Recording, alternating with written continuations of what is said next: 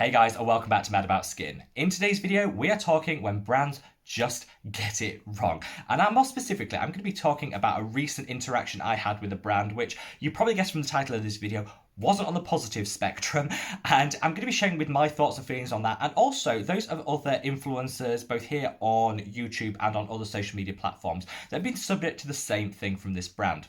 Since I started this channel, and today is the 1 year anniversary of this channel being set up, I've had some wonderful relationships built over those 12 months with some fantastic brands. The ones I always have fangirled hard over, known and loved, and some really new brands that have sent me product and said, would you test this? Would you share this with your subscribers? I just have built some really great working relationships with some fantastic skincare brands. Then every so often, you receive a little email that leaves you a bit shook and wondering, where did it all go wrong? So I'm going to share you with that today. So if you want to know more, keep on watching. For those of you who have followed this channel over the past couple of months, you'll be aware of something called the Purito sunscreen controversy. This is something where Purito, a Korean skincare company, had a very famous, much loved Centella unscented green level sunblock, which was advertised as an SPF of 50. A couple of tests happened and it showed to be well below that. As a result, people called Purito out. They withdrew the product from market. They actually offered refunds for anyone that had bought the product and wanted to exchange it for a cash refund. And they're working through the issues themselves and working out what went wrong.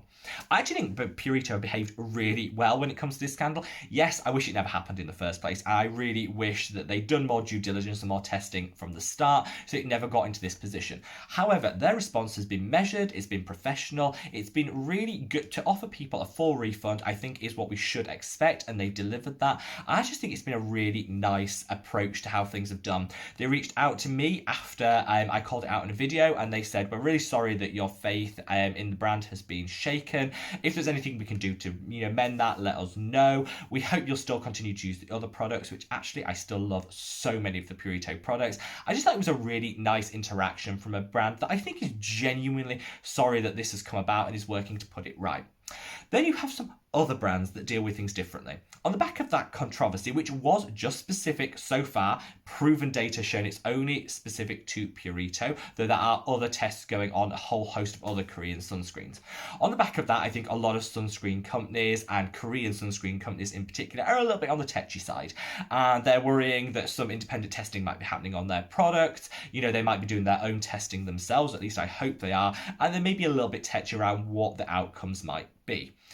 I have never, in any of the videos I did covered that, called out any other brands as being proven to be below the SPF that's advertised. A couple of names have been mentioned, but never in a negative way, which suggests in any way that there is proof that they are delivering below what is their advertised SPF rating. In fact, a lot of people have called out and shared issues, shared brands that they have similar worries and concerns about. And I've always said, actually just wait for the data. We can't call a brand out until we have that data.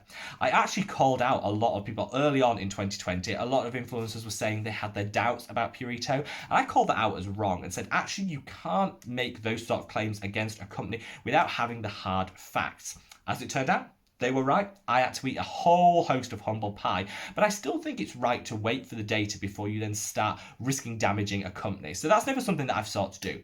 Then I got a snazzy little email in my inbox, which I clicked on and was genuinely shocked. A brand contacted me threatening various things if people dared to suggest that their SPF, their product's SPF was below what was advertised. A product, might I add, that I've never actually suggested in one way or the other that their SPF is not what was advertised on the bottle. Let me read you what was emailed, and then we can talk and pick it apart a little bit further. So I'm not going to be mentioning, just for the record, I'm not going to be mentioning the name of the brand. I will do if it's proven that this brand is advertising a product that isn't delivering the SPF advertised. I will be naming and shaming them on principle, but until that's happened, I don't think that's a professional thing to do. So I hope you'll appreciate why I'm not going to be mentioning them by name. So suggesting the brand does not meet the SPF requirements is wrong. The brand has been certified by CPNP in Europe and is rated as excellent by Dermatest, Germany's leading ingredient safety clinical institution. Come on to a bit more about that later on in the video. Through unfounded allegations, the brand suffered critical damage. Therefore, the brand warns those who spread false information to stop, or legal representatives will be appointed. Paraphrase that slightly in terms of there was a lot of other filling in and out of it, but that is the crux of what was said. I read that and was shocked. A, because clearly I've never done anything that's been alleged in here, so I'm not worried in the slightest. I got off quite lightly. Other influencers have shared their emails from this same company, and they got a much more harsh, strongly worded email. Perhaps maybe they have said something. I don't know. I haven't actually looked into all of that. This is totally wrong. It's the wrong approach for a company to take, and it's certainly a wrong way to interact with somebody who should be enjoying and sharing your product. There are a couple of things I want to call out in this email. First of all, if you are going to use things to justify why your product is amazing and, holy grail worthy, and how dare anybody speak negatively about it, if you're going to do that, you actually have to use the right sources and the right data.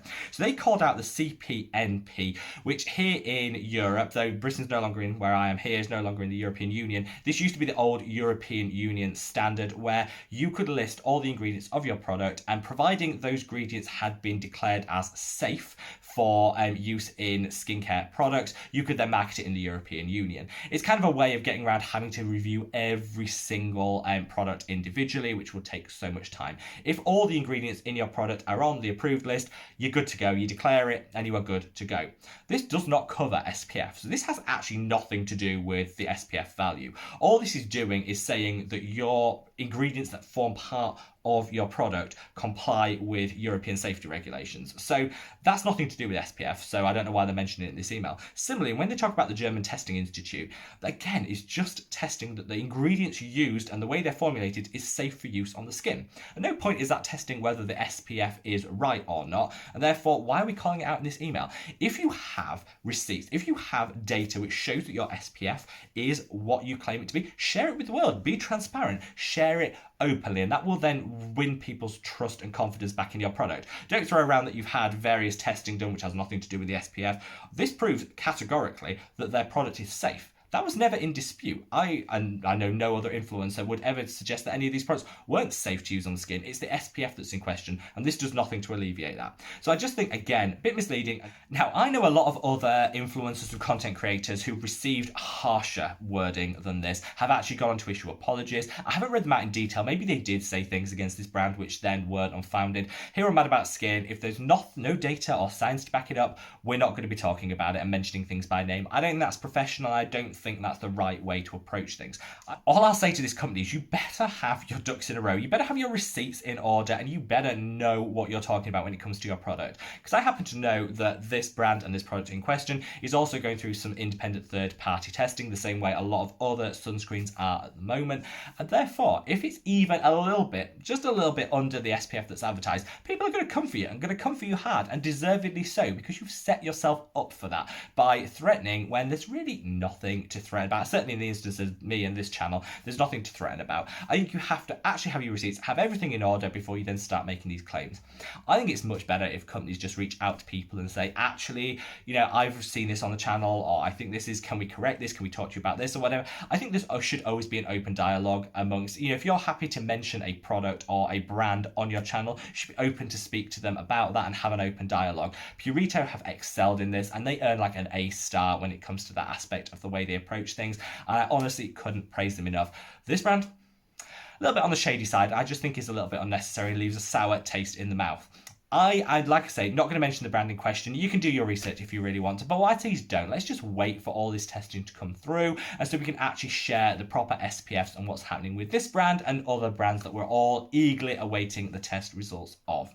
I'd love to know your thoughts and feelings. Do you think it's okay for brands to act in this way? Leave me a comment below. It might be, and like I say, it might be that other content creators have shared names and things. I've always stayed away from that because I think A, it opens you up to this sort of thing. B, I just don't think it's the professional approach. I don't think it's the right way of doing things. Until you have your data, I don't think you should be sharing things like that. So I've always stayed away from it, but I'd be interested to know what your thoughts and feelings are on it, so leave me a comment below. Share with me as well any other shady behaviour that you noticed from other skincare companies. Leave it in the comments below. Let's get the conversation going, because I think whilst we should be buying products that are effective, we should also be buying from companies which are live up to our own standards and I think treat us as consumers with a little bit of respect. So I just wanted to call that out. Wherever you are in the world, guys, I hope you're having an amazing start to 2021 and enjoying the past 12 months worth of content here on the channel. I want 2021 to be all about the positives. So from tomorrow's upload, we are talking about all the good things in skincare. And I've got a great positive vibes video because this one was a bit of a Debbie Downer, not gonna lie. But tomorrow is going to be all good. We're going to be getting back on the positive bandwagon, and I can't wait to share some favourites with you. So wherever you are in the world, guys, stay safe, stay well, and I look forward to seeing you in the next video. Take care. Bye.